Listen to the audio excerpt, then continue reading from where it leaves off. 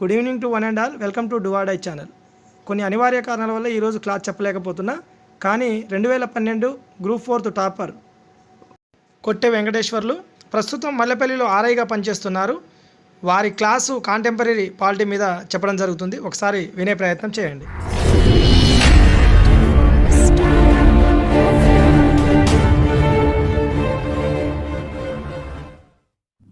Good evening అండి. నా పేరు వెంకటేశ్వర్లు. నేను ప్రస్తుతం దేవరకొండ తహసీల్ కార్యాలయం రెవెన్యూ ఇన్స్పెక్టర్గా విధులు నిర్వహిస్తున్నాను. అన్నయ్య బాలాజీ సూచనల మేరకు పాలిటీకి ఈరోజు నుంచి వీడియో వచ్చి కాంపిటేటివ్ ఎగ్జామ్స్ కోసం చాలామంది సబ్స్క్రైబ్ అయ్యారు. వాళ్ళ యొక్క ఉపయోగార్థం చేయమని అడిగితే సరే నేను చెప్పాను. బాలాజీ ఇచ్చే ఇన్స్పిరేషన్ మీ అందరికీ తెలుసు. ముందుగా మీ అందరికంటే ముందుగా నేను 5 సంవత్సరాల ముందుగానే ఇన్స్పిరేషన్ పొంది ఆయన ఇచ్చిన సూచనలు నాకు ఎంతగానో ఉపయోగపడి నేను ఉద్యోగం సాధించడంలో. ఓకే, ఈరోజు నేను చెప్పబోయే క్లాసు సమాచార హక్కు చట్టం గురించి. మీకు అందరికీ తెలిసిందే, నిన్న మొన్న 4-5 రోజుల క్రితము కేంద్ర ప్రధాన సమాచార కమిషనర్గా సుధీర్ భార్గవ్ గారు నియామకం కావడం జరిగింది. దాని విషయంలో కాంటెంపరీ పాలిటీ అంటాము దీన్ని. కాంటెంపరీ పాలిటీ విషయానికి వస్తే ముందుగా కేంద్ర సమాచార కమిషన్ గురించి తెలుసుకోవాలంటే అసలు సమాచార హక్కు చట్టము ప్రపంచంలో ఎక్కడ, ఆ తర్వాత ఇండియాలో ఎక్కడ, ఇండియాకి ఏ విధంగా అడాప్ట్ చేసుకున్నదని చెప్పేసి తెలుసుకోవాల్సి ఉంటుంది. సమాచార హక్కు చట్టాన్ని ప్రపంచంలో మొట్టమొదటిసారిగా స్కాండినేవియన్ దేశాలు ప్రవేశపెట్టడం జరిగింది. ఇక దేశాల విషయానికి వస్తే స్వీడన్ ప్రభుత్వం అనేది సమాచార హక్కు చట్టాన్ని మొట్టమొదటిసారిగా ప్రవేశపెట్టడం జరిగింది. ఆ తదుపరి 1976లో ఇండియాకి వచ్చేసరికి 1976లో రాజీనామా వర్సెస్ శ్రీమతి ఇందిరాగాంధీ కేసు తీర్పును అనుసరించి ఇండియాలో 2005 అక్టోబర్ 12న సమాచార హక్కు చట్టాన్ని తీసుకురావడం జరిగింది. మరి ఈ సమాచార హక్కు చట్టం అనేది ఏ సిబ్బంది మంత్రిత్వ శాఖ కిందకి వస్తుంది, ఏ మంత్రిత్వ శాఖ కిందకి వస్తుంది అనగా సిబ్బంది మంత్రిత్వ శాఖ కిందకి వస్తుంది. వెరీ ఇంపార్టెంట్, ఎప్పుడు అడిగే క్వశ్చనే.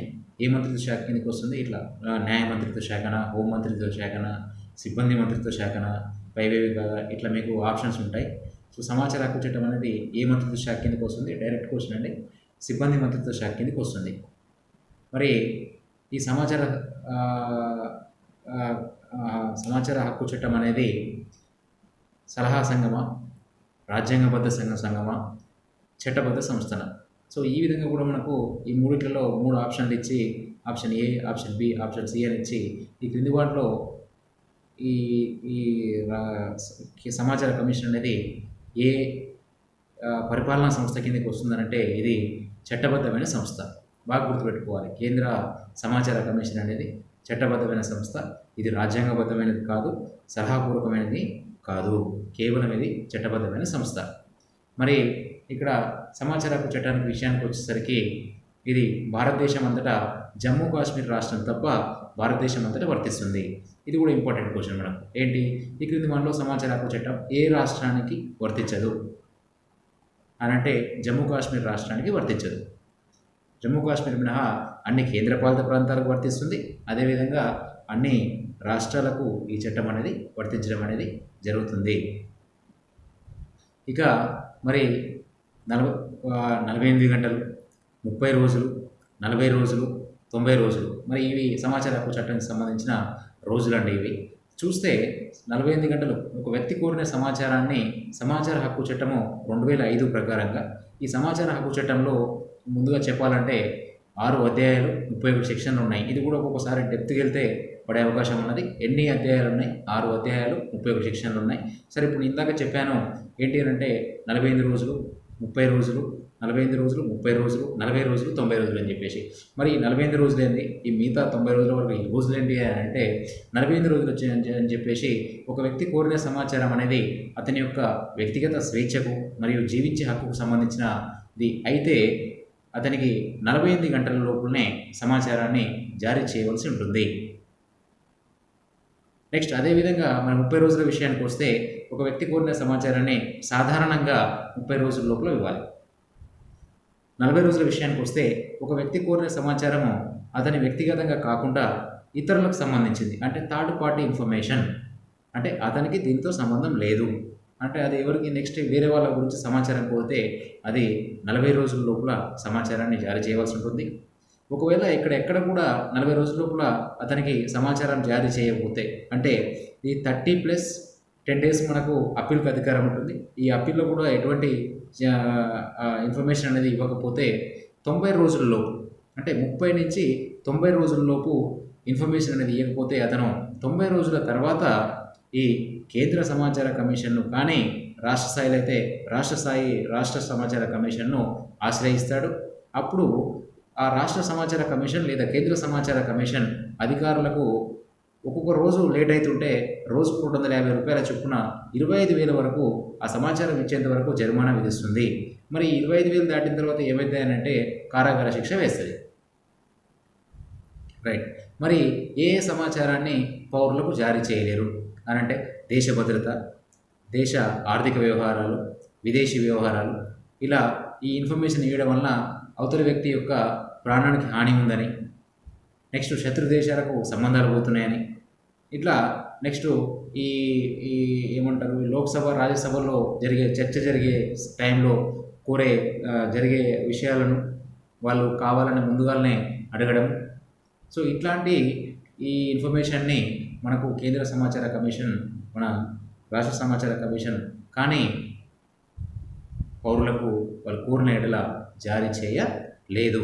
మరి దీని నుండి మినహాయించబడిన సంస్థలు, ఏ సంస్థల నుండి మనం ఇన్ఫర్మేషన్ అడగకూడదు అని అంటే ఇప్పుడు మన ఐబీ, రెవెన్యూ ఇంటెలిజెన్స్, పారామిలిటరీ బలగాలకు సంబంధించి ఇవి సీక్రసీగా దర్యాప్తు చేసే అంశాలు.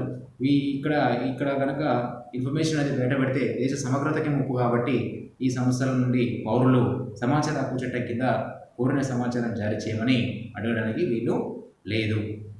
ఇక ఈ కేంద్ర సమాచార కమిషన్ నిర్మాణాలకు వస్తే కేంద్ర స్థాయిలో కేంద్ర సమాచార కమిషన్, రాష్ట్ర స్థాయిలో రాష్ట్ర సమాచార కమిషన్ అనేది ఉంటుంది. మరి ఈ కేంద్ర సమాచార కమిషన్లో సభ్యుల సంఖ్య ఎంత అనంటే 10+1. ఎంతండి? 10+1. ఈ 10+1లో ఒకరు చీఫ్ కమిషనర్గా ఉంటారు, 10 మంది కమిషనర్లుగా ఉంటారు. Very very important. కూర్పు అనేది 7 లేదా 1, 7+1, 8+1, 9+1, 10+1 అని మనకు అడిగిన సందర్భాలు చాలాసార్లు ఉన్నాయి. ఇక్కడ ఆన్సర్ వచ్చేసి 10+1. 10 మంది ఏమో కమిషనర్లు, ఒకరేమో చీఫ్ కమిషనర్లు. మరి వీళ్ళను ఎవరు నియమిస్తారంటే బాగా గుర్తుపెట్టుకోండి. అంటే ఇది కూడా చాలా ప్రీవియస్ క్వశ్చన్. నేను చెప్పే అన్ని కూడా క్వశ్చన్సే ఉంటాయి. ఇవన్నీ సబ్జెక్ట్తో పాటు క్వశ్చన్లు కూడా ఉంటాయి. ఇక్కడ ఏంటి అని అంటే దీనికి కమిటీ ఉంటుంది. ఈ కేంద్ర సమాచార కమిషన్ని ఏర్పాటు చేయడానికి ఒక కమిటీ ఉంటుంది. ఆ కమిటీ ఎవరైనా అంటే ప్రధానమంత్రి, అదేవిధంగా ప్రధానమంత్రి నామినేట్ చేయబడిన ఒక క్యాబినెట్ మంత్రి, అదేవిధంగా లోక్సభలో ప్రతిపక్ష నాయకుడు. అంటే ఎంతమంది ఇక్కడ 3 ఉన్నారు. అదేవిధంగా రాష్ట్ర స్థాయిలోకి వచ్చేసరికి ముఖ్యమంత్రి సూచించిన క్యాబినెట్ మంత్రి, నెక్స్ట్ అదేవిధంగా రాష్ట్ర విధానసభలోని ప్రతిపక్ష నాయకుడు. వీళ్ళు 3 ఈ సూచన మేరకు కేంద్రంలో అయితే కేంద్ర సమాచార కమిషనర్ను రాష్ట్రపతి నియమించడం జరుగుతుంది. రాష్ట్రంలో అయితే వీరి 3 యొక్క సూచన మేరకు గవర్నర్ అనేది నియమించడం అనేది జరుగుతుంది. మరి నియమించిన తర్వాత వీరి యొక్క పదవీ కాలం ఎంత అంటే 65 సంవత్సరాలు లేదా 5 సంవత్సరాలు. కేంద్రంలో అంతే, రాష్ట్రంలో అంతే. బాగా గుర్తుపెట్టుకోవాలంటే ఇక్కడ కేంద్రంలో అయినా కూడా వీరి యొక్క పదవీ కాలం 65 సంవత్సరాలు లేదా 5 సంవత్సరాలు, ఏది ముందర వస్తే అది. రాష్ట్రంలో అయినా కూడా 65 లేదా 5 ఏది ముందర వస్తే అది. మరి ఇదే విధంగా కాంటెంపరీగా ఈ 2 సేమ్ ఉన్నాయి. రాష్ట్రంలో కూడా ఇంకొక సంస్థలు ఉంటాయి. ఆ సంస్థలు ఏంటి అని అంటే NHRC, HSRC, national human rights commission, state human rights commission. వీటికి కూడా ఏంటివి అని అంటే ఇక్కడ ఈ 65 అనేది ఏదైతే కేంద్ర సమాచార కమిషన్, రాష్ట్ర సమాచార కమిషన్కి ఉందో ఇక్కడికి వచ్చేసరికి 70 లేదా 5 ఏది ముందు అయితే అది. రెండింటికి కూడా అప్లికబుల్ కావడం అనేది జరుగుతుంది అనమాట. అంటే రాష్ట్ర స్థాయిలో అదే ఉంటుంది, కేంద్ర స్థాయిలో అదే ఉంటుంది. సరే, వీళ్ళు నియమించబడ్డారు. నెక్స్ట్ వీళ్ళని ప్రమాణ స్వీకారం ఎవరు చేయిస్తారు? కేంద్ర సమాచార కమిషన్ సభ్యులను కానీ, కేంద్ర సమాచార కమిషన్ చీఫ్ కమిషనర్ కానీ, రాష్ట్ర స్థాయిలో కానీ ఎవరు చేయిస్తారంటే కేంద్ర సమాచార కమిషన్ను, చీఫ్ కమిషనర్ను, నెక్స్ట్ అదేవిధంగా ఆ సభ్యులను రాష్ట్రపతి ప్రమాణ స్వీకారం చేయించడం జరుగుతుంది. ఇక్కడ అయితే గవర్నర్ ప్రమాణ స్వీకారం చేయించడం జరుగుతుంది. ఓకే, మరి వీళ్ళు ఏదైనా అవినీతి, అసమర్థత, దివాలా తీయడం. ఈ 3 కారణాల వలన వీరు ఒకవేళ ఏదైనా తప్పు చేసినట్లయితే ఏదైనా ఈ మిస్బిహేవియర్ అనేది ప్రూఫ్ అయితే వీళ్ళను సుప్రీంకోర్టు న్యాయమూర్తి చేత విచారణ చేయించి కేంద్ర స్థాయిలో కేంద్ర సమాచార కమిషన్ను రాష్ట్రపతి తొలగించడం జరుగుతుంది. కమిషనర్ను కానీ వారి యొక్క సభ్యులను కానీ తొలగించడం జరుగుతుంది. అదేవిధంగా ఇక్కడ మాత్రము సుప్రీంకోర్టు రాష్ట్ర స్థాయిలో అయితే సేమ్ అదేవిధంగా సుప్రీంకోర్టు న్యాయమూర్తుల చేత విచారణ చేయించబడి సుప్రీంకోర్టు న్యాయమూర్తి చేత విచారణ చేయించబడి గవర్నర్ తొలగిస్తాడు. ఇక్కడ 2 పోస్టులు ఉంటాయి గవర్నర్ తొలగించేది. మళ్ళీ గవర్నర్ తొలగించే 2 పోస్టులు ఏంటంటే ఇక్కడ నియమించి తొలగించేది అడ్వకేట్ జనరల్ని కూడా గవర్నర్ని నియమిస్తాడు, గవర్నర్ తొలగిస్తాడు. అదేవిధంగా రాష్ట్ర సమాచార కమిషనర్ సభ్యులను అదేవిధంగా కమిషనర్ను చీఫ్ కమిషనర్ను కూడా గవర్నర్ నియమిస్తాడు, గవర్నరే తొలగించడం అనేది జరుగుతుంది.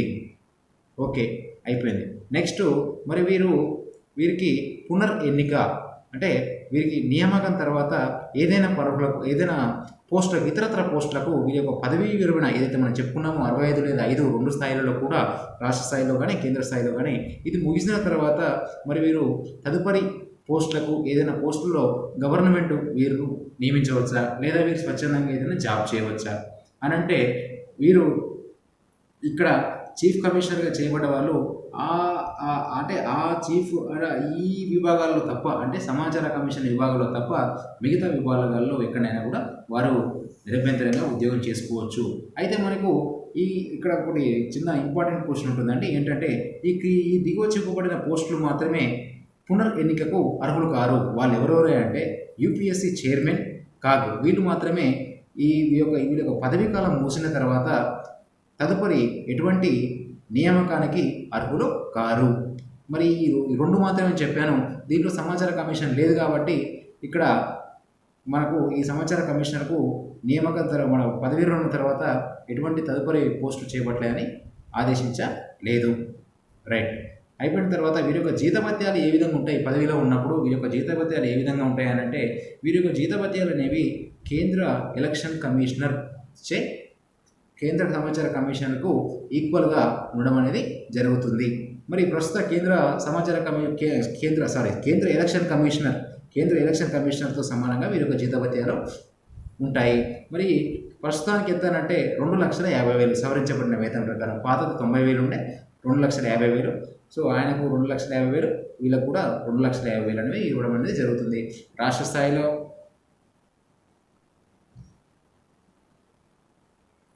సరే అయిపోయిన తర్వాత ఇక్కడ మరి ఈ సమాచార కమిషన్ అనేది నివేదిక ఎవరికి పంపుతుంది? Very very important. సమాచార కమిషన్ అనేది ఈ కేంద్ర స్థాయిలో కానీ రాష్ట్ర స్థాయిలో కానీ దాని యొక్క నివేదిక ఎవరికి సమర్పిస్తుందా అంటే కేంద్రంలో కేంద్ర ప్రభుత్వానికి కేంద్ర సమాచార కమిషన్, రాష్ట్రంలో రాష్ట్ర ప్రభుత్వానికి సమాచార కమిషన్ అనేది నివేదిక సమర్పించడం అనేది జరుగుతుంది. ఇక్కడ ఒకటి బాగా గుర్తుపెట్టుకోవాలి. ఈ క్రింది వాటిలో ఏ సంస్థలు రాజ్యాంగబద్ధం కానీ రాజ్యాంగేతర కానీ చట్టబద్ధం కానీ చట్టేతర కానీ ఏ సంస్థలు తమ నివేదికను ఎవరికి కూడా సమర్పించవు అంటే రాష్ట్రపతికి కానీ రాష్ట్ర ప్రభుత్వానికి కానీ కేంద్ర ప్రభుత్వానికి కానీ పార్లమెంటుకి కానీ సమర్పించవా అంటే ఎవరెవరు సమర్పించారంటే ఎన్నికల సంఘం, నెక్స్ట్ అదేవిధంగా అడ్వకేట్ జనరల్, అటార్నీ జనరల్. వీరు ఎవరికి కూడా తమ నివేదికలు సమర్పించరు. మిగతా వాళ్ళన్నీ అంటే మానవ హక్కుల సంఘం కానీ ఎస్సీ కమిషన్ కానీ ఎస్టీ కమిషన్ కానీ అన్ని రకరకాలుగా ఉంటాయి. లింగ్విస్టిక్ కమిషన్ కానీ నెక్స్ట్ అదేవిధంగా మహిళా కమిషన్ కానీ చూసుకుంటే ఇక్కడ కాగ్ కానీ ఇవన్నీ కూడా తమ నివేదికను ఎవరికి సమర్పించాలి. ఎవరు తప్ప ఎన్నికల సంఘం, అటార్నీ జనరల్, అడ్వకేట్ జనరల్ తప్ప మిగతా వాళ్ళంతా కూడా తమ నివేదికలు సమర్పించాల్సి ఉంటుంది. అందులో భాగంగానే కేంద్ర సమాచార కమిషన్ తమ యొక్క నివేదికను కేంద్ర ప్రభుత్వానికి, రాష్ట్ర సమాచార కమిషన్ తమ యొక్క నివేదికను రాష్ట్ర ప్రభుత్వానికి సమర్పించడం అనేది జరుగుతుంది. ఇక జిల్లా స్థాయిలో దీని యొక్క ఈ సమాచార హక్కు చట్టం అమలు ఏ విధంగా ఉంటుందంటే డిస్ట్రిక్ట్ కలెక్టర్ దీనికి బాధ్యత వహిస్తారు. జిల్లా రెవెన్యూ అధికారి డిఆర్ఓ గారు దీనికి నోడల్ ఆఫీసర్గా వ్యవహరించడం అనేది జరుగుతుంది. ప్రస్తుత తెలంగాణ రాష్ట్ర చీఫ్ ఇన్ఫర్మేషన్ కమిషనర్ వచ్చేసి సదారాం గారు. నెక్స్ట్ అదేవిధంగా ఆంధ్రప్రదేశ్కి వచ్చేసరికి ఎం రవికుమార్ గారు ఇన్ఛార్జ్గా ఉండడం అనేది జరిగినది. ఓకే, నమస్తే అండి, థ్యాంక్ యూ.